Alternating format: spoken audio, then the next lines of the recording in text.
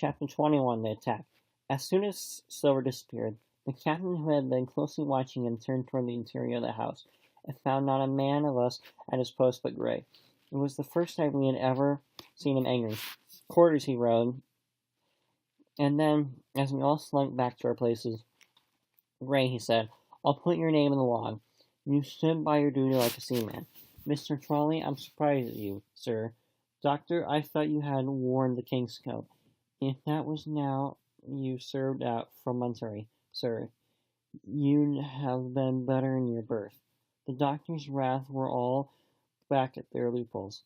The rest were busy loading the spare muskets, and everyone with red face.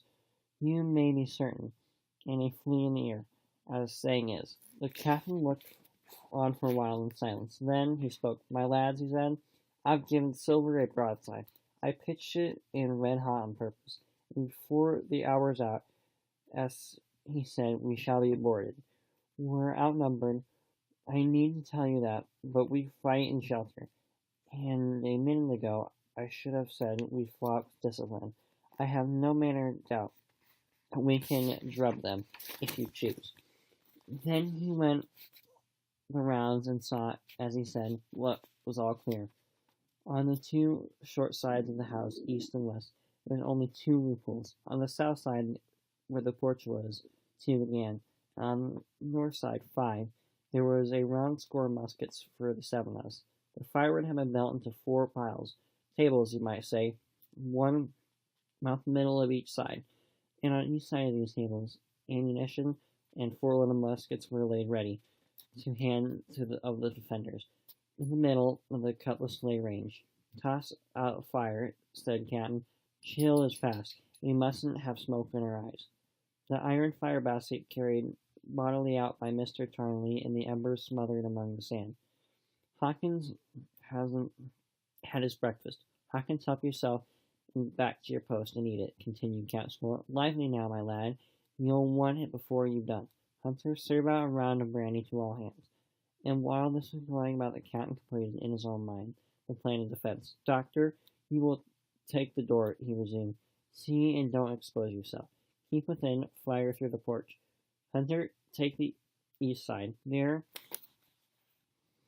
Joyce, you stand by the west, my man.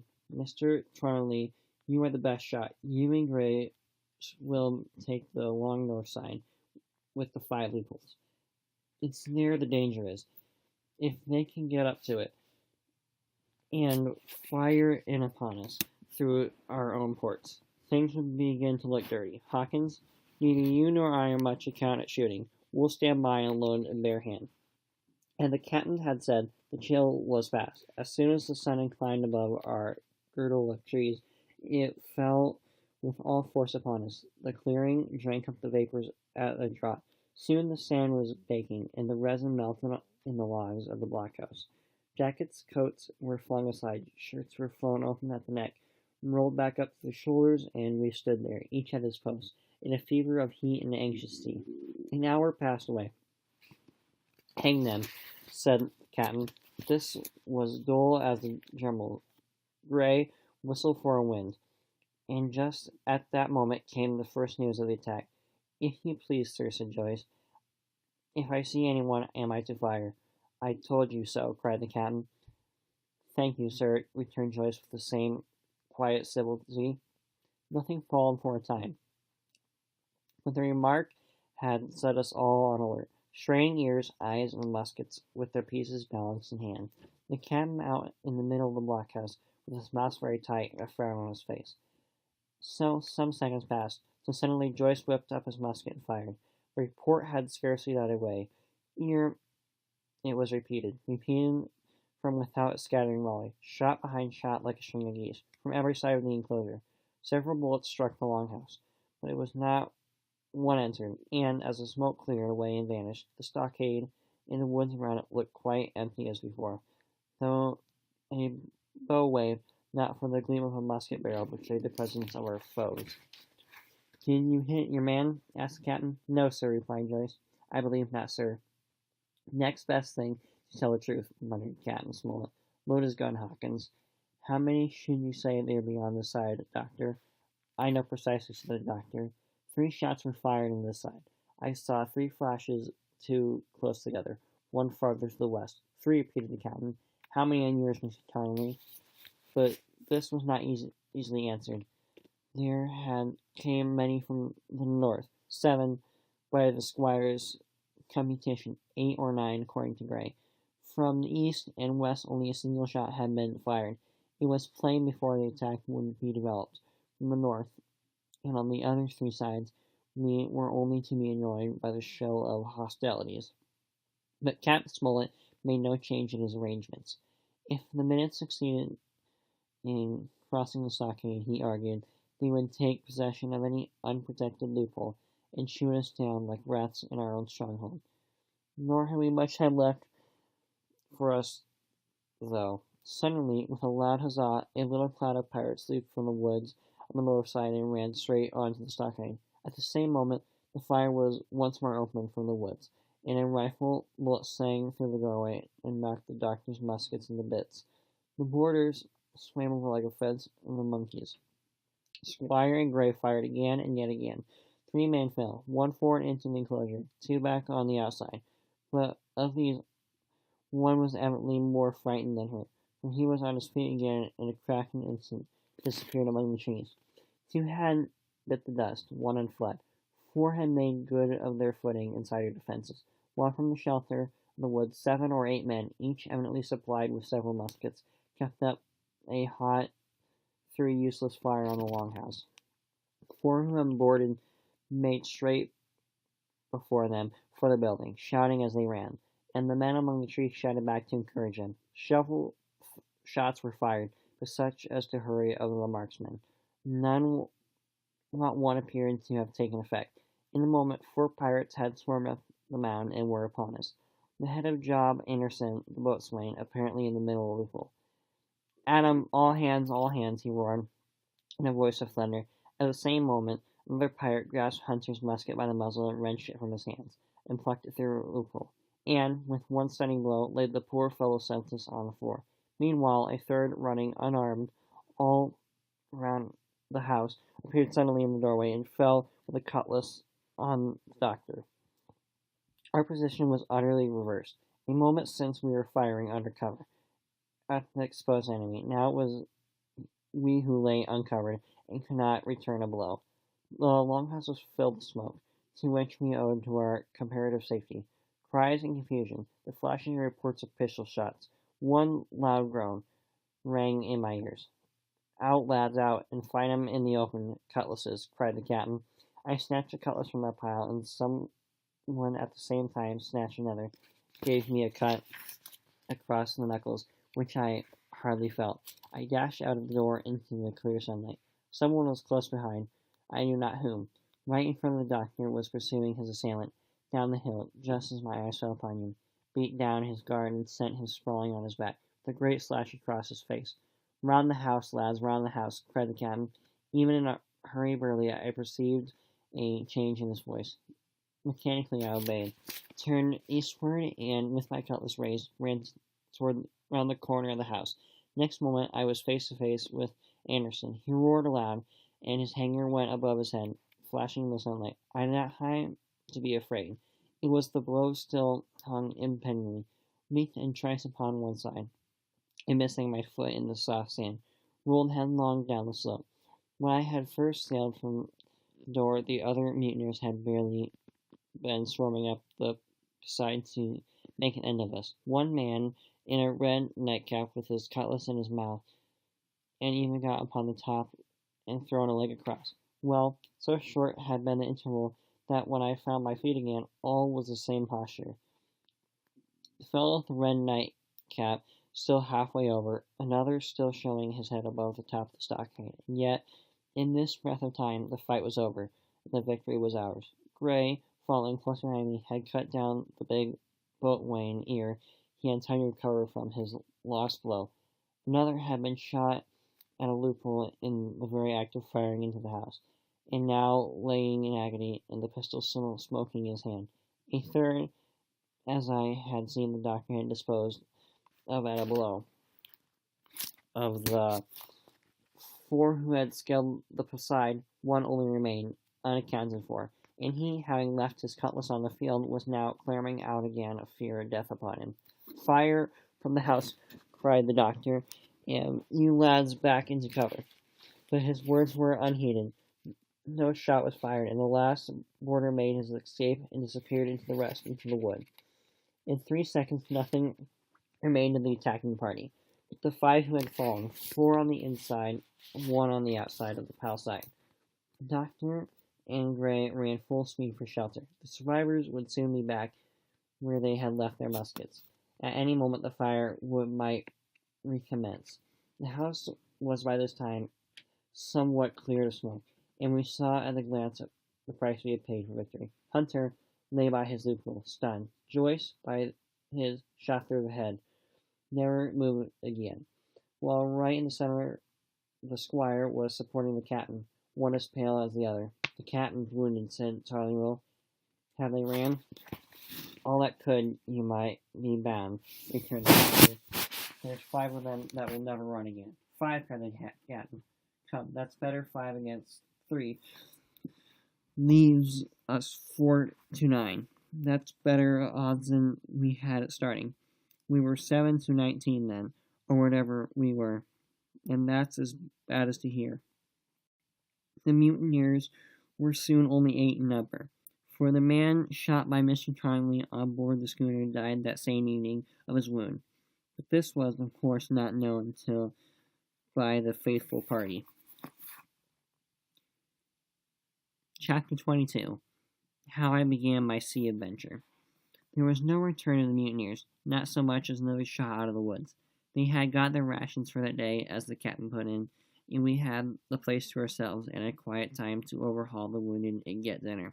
Squire and I cooked outside, in spite of the danger, and even outside we could hardly tell where we were at, for the horror of the loud groans that reached us from the doctor's patients. Out of the 8 men who had fallen in the action, only 3 still breathed. That one of the pirates who had been shot in the loophole, Hunter and Captain Smollett. And of these, the first who were as good as dead. The mutineer, indeed, died under the doctor's knife, and Hunter, do what we could, never recovered consciousness in this world. He lingered all day, breathing loudly like an old buccaneer at home in his apologetic fit. But the bones of his chest had been crushed by the blow, and his skull fractured in the falling. And sometime in the following night, without a sign or sound, he went to his maker. As for the captain, his wounds were grievous indeed, but not dangerous. No organ was fatally injured. Anderson's ball, for it was Job that shot him, first had broken his shoulder blade and touched the lung, not badly. The second had torn and displaced some muscles in the calf. He was sure to recover, the doctor said, but in the meantime, and for weeks to come, he must not walk or move his arm, nor so much to speak as he could help it. My own accident cut across the knuckle was a flea bite. Dr. Lisney patched it up with the plaster and pulled my ears for me into a bargain. After dinner, the squire and the doctor sat by the captain's side while in consultation, and when they had talked to their heart's content at being a little past noon, the doctor took up his hat and pistols, girt on a cutlass, and put the chart in his pocket with a musket over his shoulder, crossed the slade on the north side, and set off briskly through the trees. Gray and I were sitting together at the far end of the blockhouse, to be out of earshot of our officers consulting, and Gray took his pipe out of his mouth, and fairly forgot to put it back in. So thunderstruck he was at the occurrence. "Why in the name of Davy Jones," said he, "is Dr. Livesey mad?" "Why, no," said I. "He's about the last of his crew for that, I take it." "Well, shipmate," said Gray, "mad he may not be, but if he's not, mark my words, I am." "I take it," replied I. "The doctor has his idea, and if I am right, he is going now to see Ben Gunn."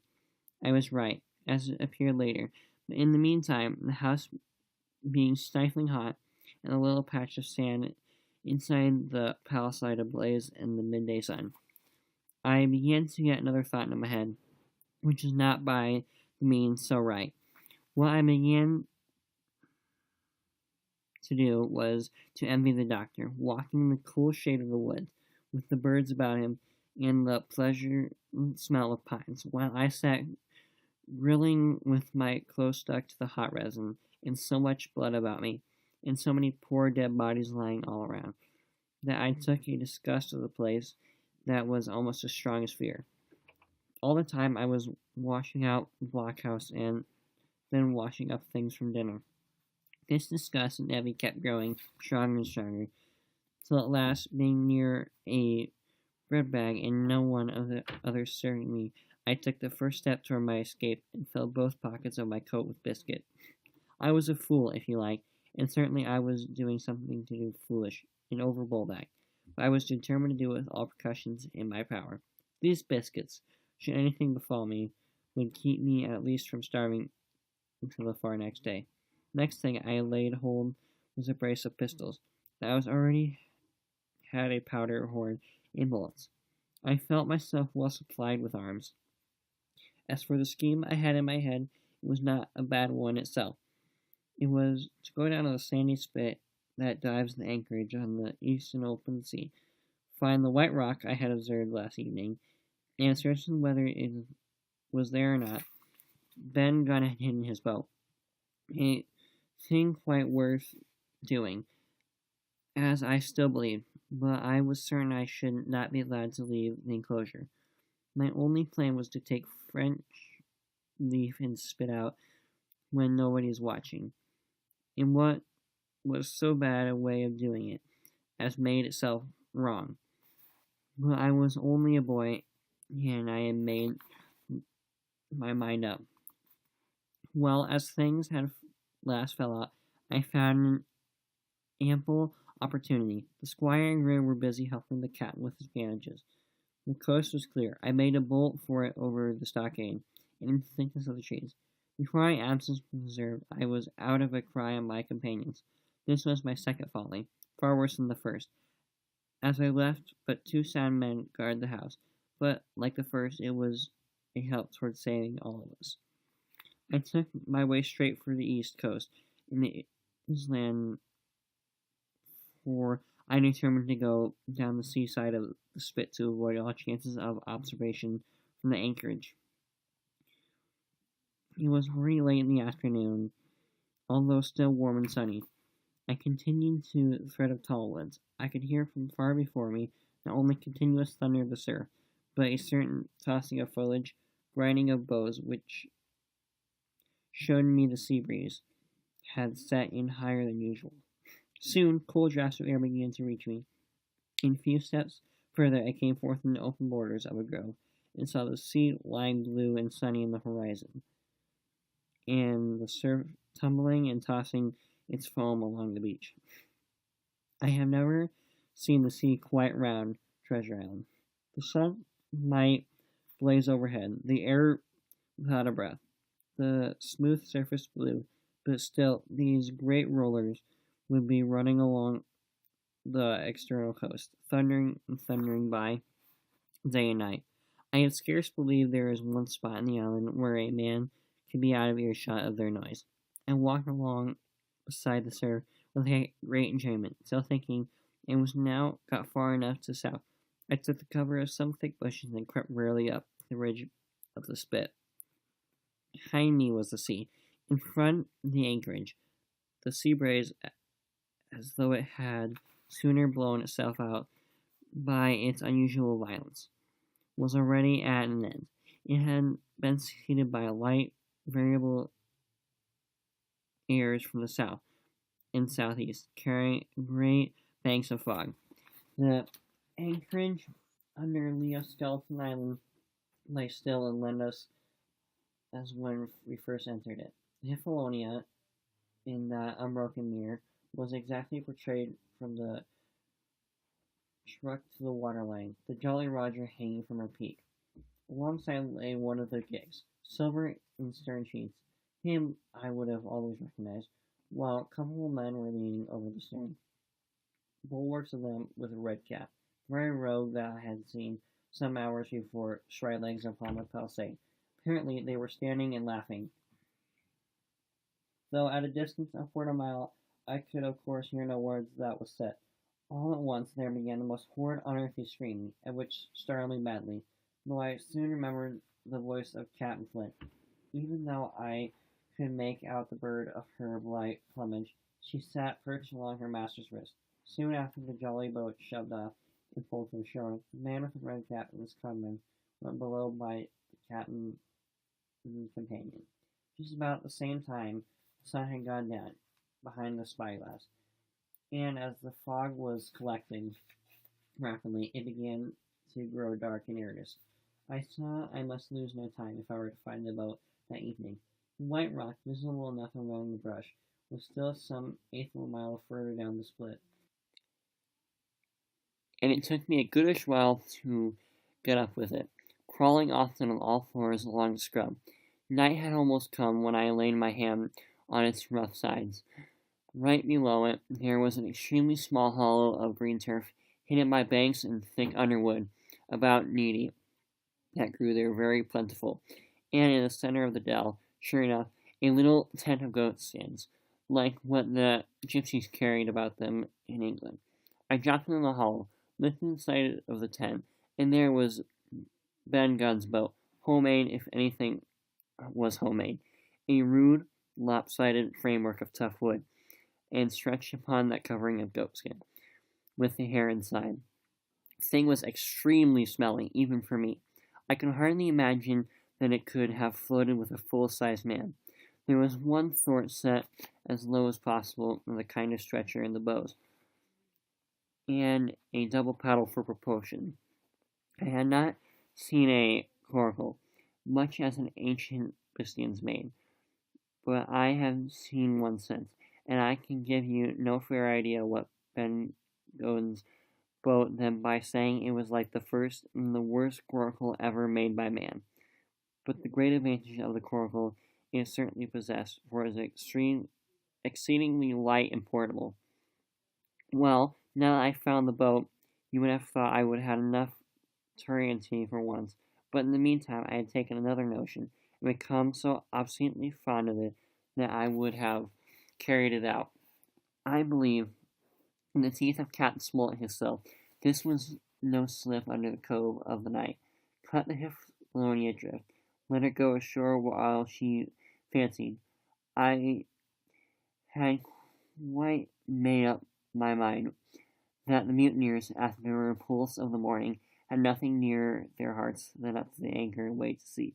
This, I thought, it would be a fine thing to prevent, and now I had seen how they left their watchmen unprovided with a boat. I thought it might be done with a little risk. Down I sat to wait for darkness, and made a hearty meal of a biscuit. It was a night out of 10,000 for my purpose. The fog had now buried all heaven of its last rays of daylight, dwindled and dispersed. Absolute darkness settled upon Treasure Island, and when, at last, I shouldered the coracle and groped my way sublimely out of the hollow, where I suppose there was but 2 points visible on the whole anchorage. One was the great fire on shore, on which the defeated pirates lay carousing in the swamp. The other, a mere blur of light upon the darkness, indicated the position of the anchored ship. She swung around to ebb. Her bow was now toward me. The only lights on board were in the cabin, and what I saw was merely a reflection of the fog on the strong rays that flowed from the stern window. The ebb was already run some time, and I had to wade through the long belt of sandy sand, where I sunk several times above the ankle before I came to the edge of the retreating water, and wading a little way in with some strength and dexterity, set my coracle kneel down on the surface. Chapter 23. The Ebb Tide Runs. The coracle, as I had ample reason to know before I had done with her, was a very safe boat for a person of my height and weight, both buoyant and clever in a seaway, but she was most cross-grained, lopsided craft to manage. To you, please, she always made more leeway than anything else. Turning around and around was a maneuver she was best at. Even Ben Gunn himself had admitted that she was queer to handle till you knew her way. Certainly I did not know her way. She turned in every direction but one I bound to go. The most part of the time we were broadside on, and I am very sure never should have made the ship at all but for the tide, by good fortune. Paddle as I pleaded, the tide was still sweeping me down. There lay the Hippolonia, right in the fairway, hardly to be missed. First she loomed before me like a bowl of something yet blacker than darkness. Then her spars and hull began to take shape. The next moment, as it seemed, I was alongside her hawser, and had laid hold. The hawser was as taut as bowstring, so strong she pulled upon her anchor. All round the hull, in the blackness, the rippling current bubbled and shattered like a little mountain stream. One cut with my sea-going, and the whole unit would go humming down the tide. So far, so good. But the next occurrence of my recollection that a taut hawser suddenly cut. This thing was dangerous as a kicking horse. 10 to 1, if I were so foolhardy to cut the Hippolonia away from her anchor, I had the coracle and would be knocked clean out of the water. This brought me to full stop. If fortune had not again particularly favored me, I should have had to abandon my design.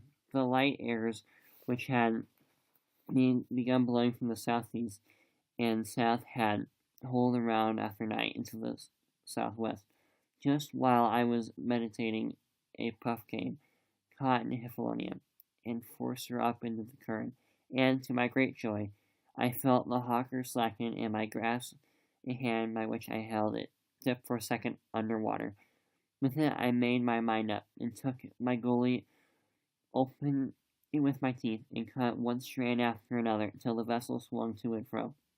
Then I lay quiet, waiting to sever these last, when the strain would be more lightened by the brace of wind. All this time I had heard the sound of loud voices from the cabin. But to say the truth, my mind had been so entirely taken up with the other thoughts that I had scarcely given ear. Now, however, when I had nothing else to do, I began to pay more heed.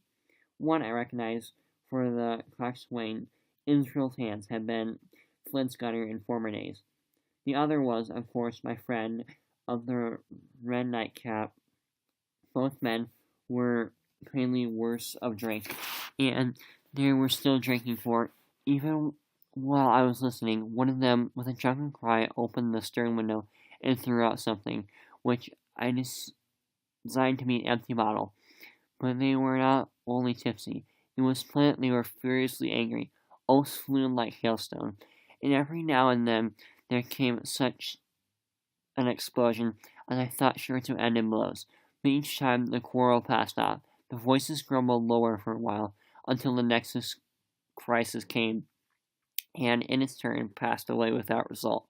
On shore I could see the glow of a great campfire burning warmly through the old shore trees. Someone was singing a dull old droning sailor's song, with a droop and a quaver at the end of every verse, and seemingly no end to it at all but the passage of a singer. I heard it on the voyage more than once, and remembered these words: "But one man of the crew alive, what put to sea with 75." And I thought it was a dirty, rather too dolefully appropriate for a company that had met such a cruel losses in the morning. But, indeed, from what I saw, all these buccaneers were colossus of the sea they sailed on. At last the breeze came. The schooners skittled and drew near in the dark. I felt the hawser slacken once and more, and, with a good, tough effort, cut the last fibers through. The breeze had little action on the coracle, and I almost instantly swept against the bows of the Hippolonia. At the same time, the schooner began to turn on her keel, spinning slowly, end for end, across the current. I wrought like a fiend, for I expected every moment to be swamped, and since I found I could not push the coracle directly off, I now shoved straight astern. At length I was clear of my dangerous neighbor, and just as I gave the last impulsion with my hands, came across a light cord that was trailing overboard across the stern bulwarks. Instantly I grabbed it. Why I should have done so I could hardly say. It was at first mere instinct, When at once I had my hands on it, I found it fast, curiously began to get the upper hand, and I determined I should have one look through the cabin window. I pulled it hand over hand on the cord. When I judged myself near enough, rose an infinite risk to about half my height, and thus commanded the roof and a slice of the interior to the cabin. By this time the schooner and her little consort were gliding pretty swiftly through the water. Indeed, she was already fretted up level with the campfire. The ship was talking, as sailors say, loudly treading innumerable ripples with incandescent weltering splash, and until I got my eye above the window sill, I could not comprehend why the watchman had taken no alarm. One glance, however, was sufficient, and it was only one glance that I durst take from the unsteady skiff. It showed me Hans and his companion locked together in a deadly wrestle, each with a hand upon the other's throat. I dropped upon the thwart again, none too soon, for I was near overboard. I could see nothing for the moment, but these two furious and crimson faces swaying together under the smoky lamp, and I shut my eyes and let them grow once familiar with darkness. The endless ballad that came to last at the end, and the whole diminishing company about the campfire, had broken into a chorus I had heard so often. 15 men on a dead man's chest, yo ho ho, and a bottle of rum. Drink and the devil had done for the rest, yo ho ho, and a bottle of rum. I was just thinking how busy Drake and the devil were at that very moment in the cabin of the Hippolonia, when I was surprised by a sudden lurch of the coracle. At the same moment she yawned sharply and seemed to change her course. The speed in the meantime had strangely increased. I opened my eyes at once. All around me were little ripples, coming over with a sharp bristling sound. The slight push of it. Hippolonia herself, a few yards in whose wake I was still being whirled along, seemed to stagger in her course, and I saw her spars toss a little against the blackness of the night. Nay, as I looked longer, I made sure she was also wheeling to the southward. I glanced over my shoulder, and my heart jumped against my ribs. There, right behind me, was the glow of the campfire. The current had turned at right angles, sweeping around with the tall schooner, a little dancing coracle. Every quickening, ever bubbling higher, ever muttering louder, it went spinning through the narrows for the open sea. Suddenly, the schooner in front of me gave a vicious yawn, turning, perhaps, through 20 degrees, and almost at the same moment, one shout followed, another from on board. I could hear feet pounding on the companion ladder, and I knew that the two drunkards had at last been interrupted in their quarrel, and awakened to the sense of their disaster. I lay flat down on the bottom of that wretched skiff, and dubiously recommended my spirit to its Maker. At the end of the straits I made sure we must fall into some mar of raging breakers, where all my troubles would be ended speedily. And, though I could perhaps bear to die, I could not bear to look upon my fate as it approached. So I must have lain for hours, continually beaten to and fro upon the billows, now and again wetted with flying sprays, and never ceasing to expect death at the next plunge. Gradually, weariness grew on upon me. A numbness and occasional stupor fell upon my mind, even in the midst of my terrors, until sleep at last intervened, and in my sea-tossed coracle I lay and dreamed of home and old Admiral Benbow. Chapter 24. The Cruise of the Coracle. It was broad day when I woke and found myself tossing at the southwest end of Treasure Island. The sun was up, but was still hid from behind the great bulk of spyglass, which, on this side, descended almost to the sea in formidable cliffs. Hollow Bowline Head, the Mismoro Mast Hill, were at my elbow. The hill bare and dark, the head bound with cliffs 40 or feet high, and frigid with great masses of falling rock.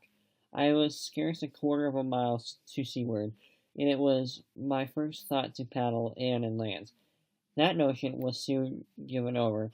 Among the fallen rocks the breakers sprouted, and below loud riverbeds, heavy sprays flying and falling, succeeding one another from second to second. And I saw myself, if I ventured nearer, dashed to death upon the rough shore, or sending my strength in vain to scale the bleeding crags. Nor was that all, for crawling together on the flat terracles and rocks, or letting themselves drop into the sea with loud reports, I beheld huge slimy monsters, soft snails, as it were, of incredible lightness, 2 or 3 score of them together, making the rocks echo with their barking. I have understood since that they were sea lions, and entirely harmless, but the look of them added to the difficulty of the shore and the high running of the surf was more than enough to disgust me of that landing place. I felt willing rather to starve at sea than to confront such perils. In the meantime, I had a better chance, as I supposed before me, north of Holbourne Head. The land runs in a long way, leaving a low tide, a long stretch of yellow sand. To the north of that, again, there comes another cape of woods, as it was marked upon the chart, buried in tall green pines, which ascended into the margin of the sea. I remember what Silver had said about that current that sets northward along the whole west coast of Treasure Island, and seeing from my position, I was already under its influence. I preferred to leave Holbourne Head behind me and reserve my strength for an attempt to land upon the kindlier-looking Cape of Woods. There was a great smooth swell upon the sea, the wind blowing steadily and gentle from the south. There was no contrary between that and the current, and the billows rose and fell unbroken. Had it been otherwise, I must have long ago have perished. But as it was surprising how easily and secure my little and light boat could ride. Often, as I still lay at the bottom and kept no more than an eye above the gunwale, I would see a big blue summit heaving close above me. Yet the coracle would bounce a little, dance as if on strings, and subside on the other side into the trough as lightly as a bird. I began after a little to grow very bold and set up to try my skill at paddling, but even a small change in disposition of weight still produced violent changes in the behavior of the coracle, and I had hardly moved before the boat, giving up at once her gentle dancing movement, ran straight down the slope of water, so steep that it made me giddy and struck her nose with the spouted spray, deep in the side of the next wave. I was drenched and terrified, and fell instantly on to my back into my old position. Whereupon the coracle seemed to find her head again, and led me softly as before among the billows. It was plain she was not to be interfered with, and at that rate, since I could in no way influence her course, what hope had I left of reaching land? I began to be horribly frightened, but I kept my head for all that. First, moving with all care, I gradually bailed out of the coracle with my sea cap. When getting my out once more above the gunwale, I set myself to study how she managed to slip so quietly through the rollers. I found each wave, instead of big, smooth, glassy mountain it looks from shore, or from a vessel's deck, was all the world like any range of hills on a dry land, full of peaks, smooth places, and valleys. The coracle, left to herself, turning from side to side, threatened, so to speak, her way through these lower parts, and avoided the steep slopes and higher toppling summits of the wave. Well now, thought I said to myself, it was plain I must lie where I am, and not disturb the balance, but it is plain also that I can put paddle over the side, and from time to time, in smooth places, give her a shove or two toward land. No sooner thought upon than done. There I lay on my elbows, in the most trying attitude, and every now and again I gave a weak stroke or two to turn her head to shore. It was very tiring and slow work, yet I did visibly gain ground, and, as we drew near the Cape of the Woods, Though I saw I must infallibly miss that point, I had still made some 100 yards of easting. I was indeed close in. I could see the cool green treetops swaying together in the breeze. I felt sure I could make the next promontory without fail.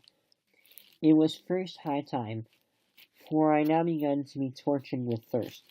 The glow of the sun from above, its thousand sandful reflection from the waves, the sea water that fell and dried upon me, caking my very lips with salt, combined to make my throat burn and my brain ache. The sight of trees so near at hand had also made me very sick with longing.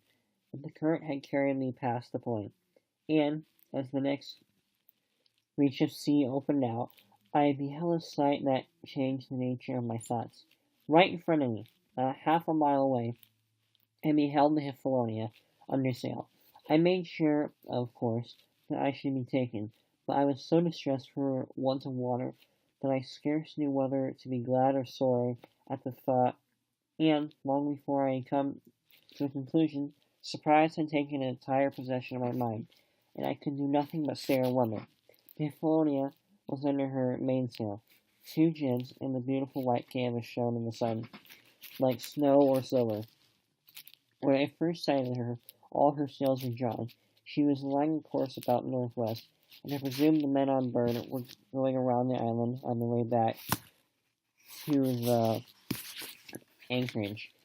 Presently she began to fetch more and more to the westward, so that I thought they had sighted me, or going about in chase. At last, however, she fell right to the wind's eye, and was taken dead aback, and stood there a while helpless, with her sails shivering.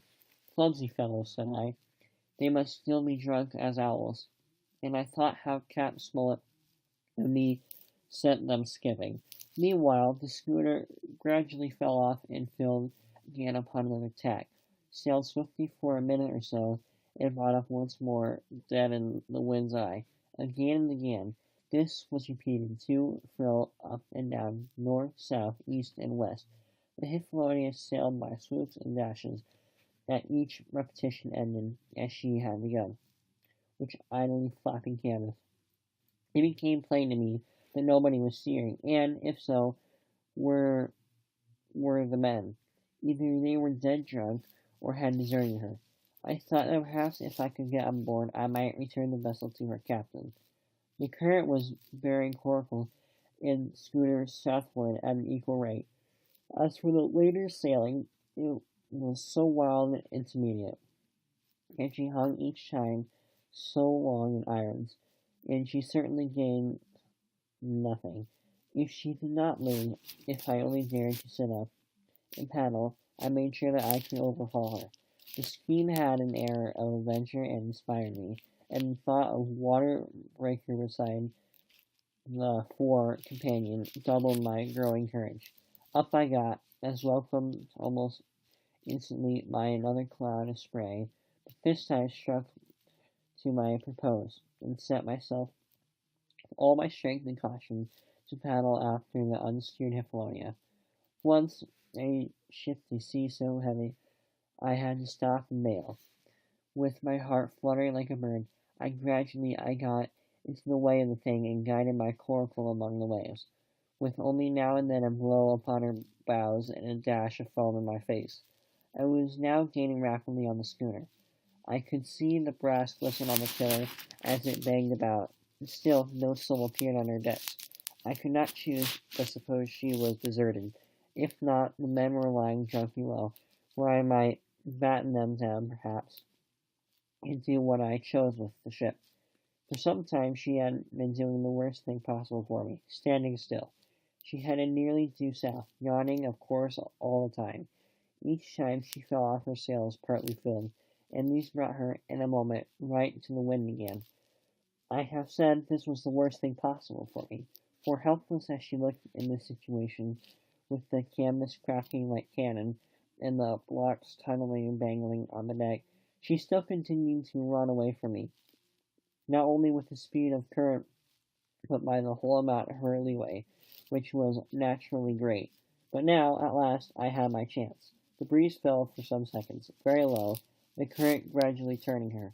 The Hippolonia revolved slowly around her center, and at last presented me her stern, with the cabin window still gaping open, and the lamp over the table still burning on into the day. The mainsail hung drooped like a banner. She was stock still for the current. For the last little effort while I had even lost. But now, redoubling my efforts, I began once more to overhaul the chase. It was not 100 yards from her when the wind came again in a clap. She filled on port tack and was off again, stooping and skimming like a swallow. My first impulse was one of despair, and my second was toward joy. Round she came till she was broadside on me, round still till she came covered a half, and then 2/3, and then 3/4 of the distance that separated us. I could see the waves boiling white under her forefoot. Immensely tall she was for me on my low station in the coracle. And then all of a sudden I began to comprehend that I had scarce time to think, scarce time to act and save myself, as on the summit of one swell, then the schooner came swooping over the next. The bowsprit was over my head. I sprang to my feet and leaped, stamping the coracle under the water. One hand I caught the jib boom, while my foot was lodged between the stay and the brace, and as I still clung here panting, a dull blow told me that the schooner had charged down upon and struck the coracle, and what was left without retreat on the Hippolonia. Chapter 25. I Strike the Jolly Roger. I had scarce gaining a position on the bowsprit, when the flying jib flapped and filled upon the other tack, with a report like a gun. The schooner trembled to her keel under the reverse, and next moment, the other sail still drawing, the jib flipped back again, and hung idle. This had nearly tossed me off into the sea, and now I lost no time, crawled back upon the bowsprit, and tumbled head foremost on the deck. I was on the lee side of the forecastle, and the mainsail, which was still drawing, concealed from me a certain proportion of the after deck. Not a soul was to be seen. The planks, which had not been swabbed since the mutiny, bore the print of many feet, and an empty, broken bottle by the neck tumbled to and fro like a live thing in the scoopers. Suddenly, the Hippolonia came right into the wind. The jibs behind me cracked aloud, the rudder slammed to, and the whole ship gave a sickening heave and shudder. And at the same time, the main boom swung inboard. The sheet, groaning in the blocks, and showed me the free after deck.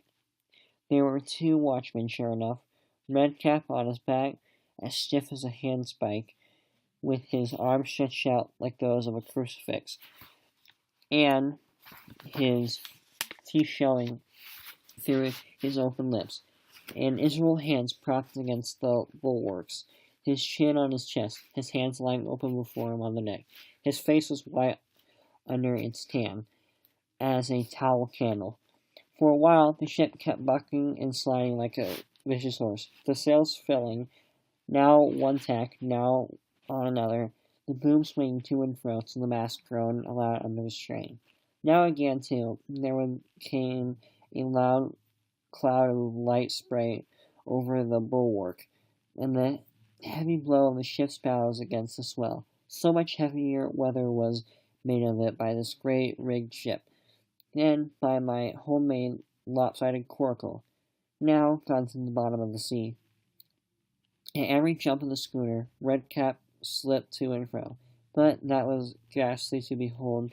Neither his attitude nor his fixed, teeth-disclosing grin was any way disturbed by this rough usage. At every jump, too, Hans appeared still more to sink into himself, and settled down upon his deck, his feet sliding ever the further out, and the whole body canting toward the stern, so that his face became, little by little, hid from me, and at last I could see nothing behind his ear and the frayed ringlet of one whisker. At the same time, I observed around both of them splashes of dark blood upon the planks, began to feel sure that they had killed each other in their drunken wrath. While I was thus looking and wondering, in a calm moment when the ship was still, Israel's hands turned partly around, and, with a low moan, writhed himself back into the position in which I had seen him first. The moan, which told of pain and deadly weakness, and the way in which his jaw hung open, went right to my heart. But when I remembered the talk I had overheard from the apple barrel, all pity left me. I walked aft until I reached the mainset. "Come aboard, Mr. Hands," I said ironically. He rolled his eyes round heavily, but he was too far gone to express surprise. All I could do was utter one word: brandy. It occurred to me there was no time to lose, and dodging the boom as it once more lurched across the deck, I slipped aft and down the companion stairs into the cabin. It was such a scene of confusion as you hardly fancy. All the locked fast places had been broken open in the quest of the chart. The floor was thick with mud, where the ruffians had sat down to drink or console after waiting in the marshes round their camp. The bulkheads, all painted in clear white and beaten round with gilt, bore in a pattern of dirty hands. Dozens of empty bottles clinked together in the corners to the rolling ship. One of the doctor's medical books lay open on the table, half of the leaves gutted out, I suppose for pipe lights. In the midst of all this, the lamp still cast a smoky glow, obscured and brown as umber. I went into the cellar. All the barrels were gone, and of the bottles, a most surprising number had been drunk out and thrown away. Certainly, since the mutiny began, not a man of them could ever have been sober. Foraging about, I found a bottle with some brandy left for Hands and for myself. I routed around some biscuit, some pickled fruits, a great bunch of raisins, and a piece of cheese. With these I came on deck, put down my own stock behind the rudder-head, and well out of Coxswain's reach, went forward to the water breaker and had a good deep drink of water, and then, and not until then, gave Hands the brandy. He must have drunk a gill before he took the bottle from his mouth. "Aye," said he, "by thunder, but I wanted some of that."